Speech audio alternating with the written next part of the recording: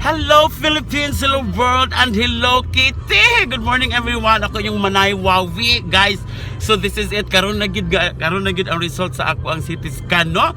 So makita na gid karon, mahibawa na gid karon kung kung sino talaga ang nilalaman ng aking isip.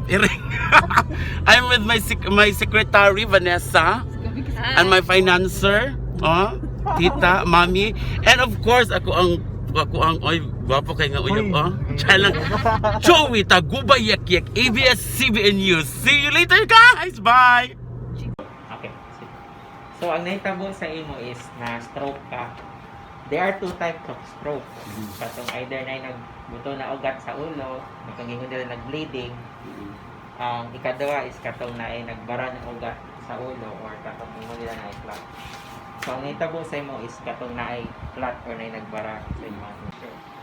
Sigarilyo, damaw na ang sigarilyo. Ate, ang pilar daw, ano? Not necessarily ang bilar. Bilar, okay.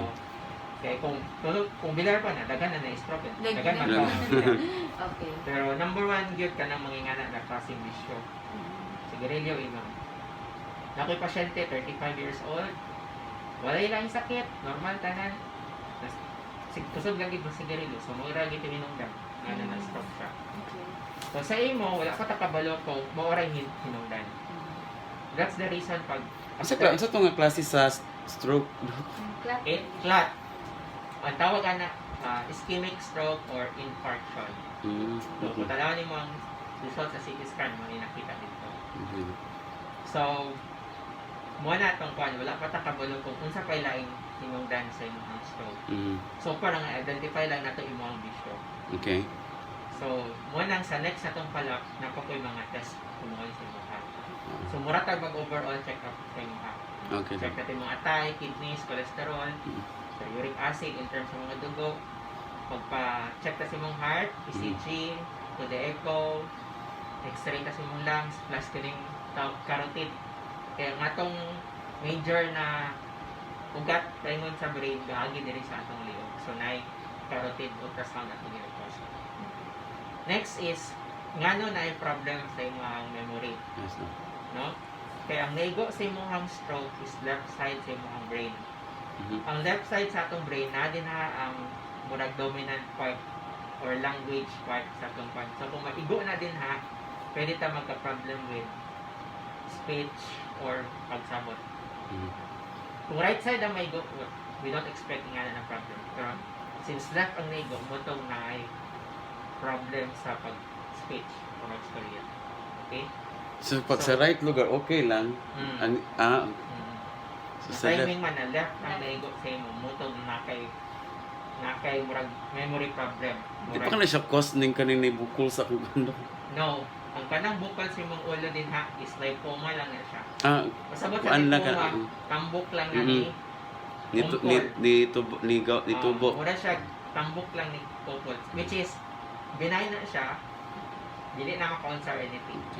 And then, dili po na siya angay, kung saan yung may pakuha, operahan, pwede ra, pero most of the time, since it's benign, tambok naman na siya na ni pungpol, pwede ra na dili lang. Okay. So, nga itong mga tambal karon would be, una is, nakafocus on tabang sa recovery sa imong stroke. Yes, so, no. itong nakoy-hatag sa imong katong sitikulin, which is kisugdan na dito. Yes, daw. Ikaduha, since baraman siya dito, so maghatag tag blood thinner. Mm-mm. So maghatag tag clopidogrel nimo. Wala pa ka nag-check sa imong cholesterol levels, pero maghatag na kudag para sa cholesterol. Okay. Then ang last is vitamin na supplement na makahelp sa recovery po sa imong memory. Lord, So muna kalakan. itong mga tambal. Okay daw. Ang pinaka-last na tambal dayon, would be katong something that would help you sa imong sleep. Pero Yes, usually man good kung ingana na oras ang imong tulog, murag expected na murag dili na kayo mo require imong body na matulog dugay So, mas maayo kung siguro kung gusto nimo, sa 9. mo tulog ya lang kag mas dugay kay para mas makumata Yeah, ka okay. dugay. Okay. So that's one thing na pwede natong buhaton. And then avoid mag-sleep during the day. Okay daw. So karon pero maghatag po ko nimo og sleeping pill para to help you sleep. Yes daw. Yes Okay. daw. Thank you daw.